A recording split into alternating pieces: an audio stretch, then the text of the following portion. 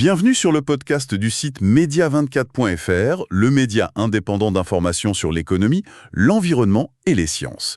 Je suis journaliste et animateur pour media24.fr et aujourd'hui, pour explorer un sujet, je trouve, assez fascinant, j'accueille notre spécialiste des sciences.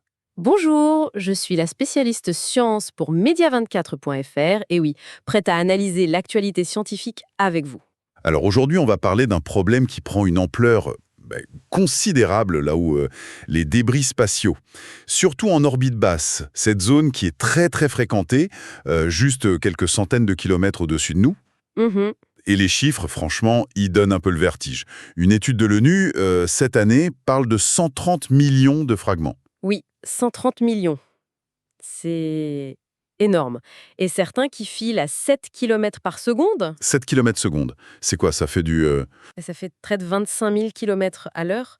À cette vitesse-là, faut imaginer même un tout petit éclat de peinture, ça devient un vrai projectile, c'est très dangereux. Ah oui, d'accord. Et le problème, c'est que le trafic, il ne fait qu'augmenter. Les projections parlent de plus de 100 000 satellites d'ici 2030. 100 000 satellites, contre environ 10 000 aujourd'hui, c'est ça? C'est ça, 10 fois plus. Donc l'orbite basse, elle s'encombre vraiment à vue d'œil. Et c'est justement dans ce contexte qu'une nouvelle technologie américaine dont parle notre article source commence à faire parler d'elle. D'accord. Mais avant d'en arriver à cette nouveauté, il existait déjà des solutions, non? Pour se protéger. Je pense au bouclier de Whipple. C'est une vieille idée, ça date des années 40. Oui, tout à fait. Le bouclier de Whipple, c'est le concept de base, c'est une ou plusieurs couches d'aluminium assez fines, mais espacées. L'idée, c'est de pulvériser l'objet qui arrive, l'impacteur, et de disperser son énergie sur une plus grande surface. Ça marche donc. Oui, ça fonctionne, ça protège, mais il y a des inconvénients, et ils sont assez notables. D'abord, c'est lourd, l'aluminium, Mhm. et le poids dans l'espace, ça coûte très cher à lancer. Logique. Ensuite, ça peut aussi, paradoxalement, créer des débris secondaires lors d'un impact. Le bouclier ou l'impacteur se fragmente. Ah oui, donc on résout un problème en créant un autre potentiellement. Un peu, oui. Et surtout, et c'est peut-être le plus gros défaut pour les satellites modernes, le métal, ça bloque les ondes radio. Ah, et donc les antennes. Ben voilà, on ne peut pas protéger les antennes, les capteurs radio, qui sont pourtant essentiels pour la mission du satellite, pour communiquer. C'est très, très pénalisant. D'accord, donc on ne peut pas blinder les parties qui communiquent. C'est là que l'innovation de cette société américaine Atomic 6 et leur tuile Space Armor devient vraiment intéressante. Tout à fait. Atomic 6, il propose une approche différente. Ce sont des tuiles assez fines, environ 2,5 cm d'épaisseur. Elles sont autocollantes, ce qui simplifie l'installation. Et c'est fait en quoi? Pas en métal du coup. Non, justement, c'est un matériau composite polymère dont la composition exacte est confidentielle, c'est leur savoir-faire, mais on sait que c'est un mélange de fibres techniques très résistantes et d'une résine spéciale optimisée pour l'espace. Le format standard, c'est des carrés de 30 cm. D'accord. Et niveau résistance, ça tient la route face à ces bolides spatiaux dont on parlait à 7 km? Alors, d'après le fabricant, oui.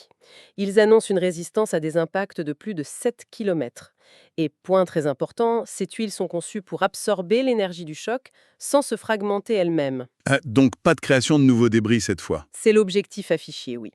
Et ils ont même différentes versions. Un modèle léger, conçu pour arrêter les tout petits débris, inférieurs à 3 mm, qui représentent plus de 90% des menaces en fait. La grande majorité, d'accord? Et un modèle renforcé, capable de stopper des objets un peu plus gros, jusqu'à 12,5 mm, donc un peu plus d'un centimètre. Donc on a léger, résistant, ça ne crée pas de débris secondaires. Mais revenons à ce problème des ondes radio. Le Whipple bloquait tout. Qu'est-ce qui se passe avec ce composite? C'est là que c'est vraiment différent. Ce composite, il est perméable aux radiofréquences. En gros, il laisse passer les signaux radio. Attendez, ça veut dire on peut coller ces tuiles protectrices directement sur une antenne, Sur un capteur. sans le rendre aveugle ou muet? C'est exactement ça. C'est le gros avantage. Ça résout ce dilemme terrible. Est-ce que je protège mon instrument vital ou est-ce que je le laisse fonctionner, mais exposé? Incroyable. Fini le soi cornélien? Oui, pour reprendre un peu l'idée du PDG d'Atomic 6, il n'y a plus à choisir entre le blindage et la mission du satellite. On peut enfin protéger les yeux et les oreilles radio du satellite. Cela dit, il propose aussi une version qui, elle, est opaque aux ondes, pour des besoins très spécifiques.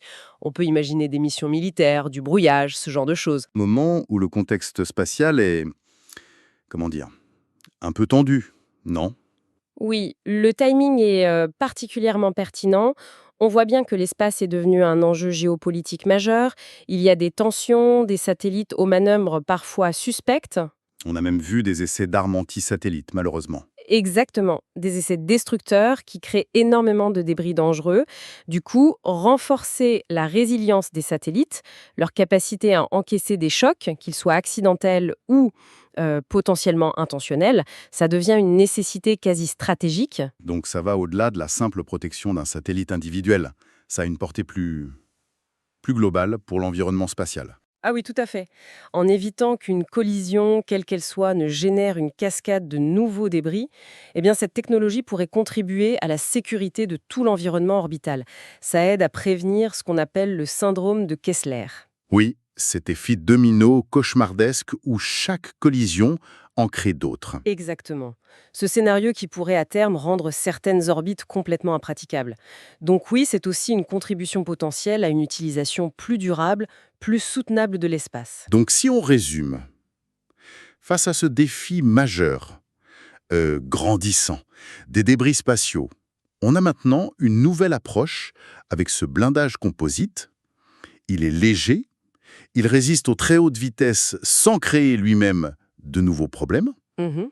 Et surtout, la clé, il est transparent aux ondes radio, ce qui permet de protéger enfin les antennes et les capteurs. C'est bien ça. C'est une avancée qui a le potentiel, en tout cas, d'améliorer significativement la sécurité, la robustesse et la fonctionnalité des satellites dans cet environnement orbital qui est de plus en plus complexe, de plus en plus chargé et potentiellement hostile. C'est une étape peut-être vers une gestion un peu plus sûre de l'orbite terrestre. Eh bien, merci beaucoup pour cet éclairage très intéressant. Merci pour votre écoute et retrouvez plus d'actualités sur media24.fr.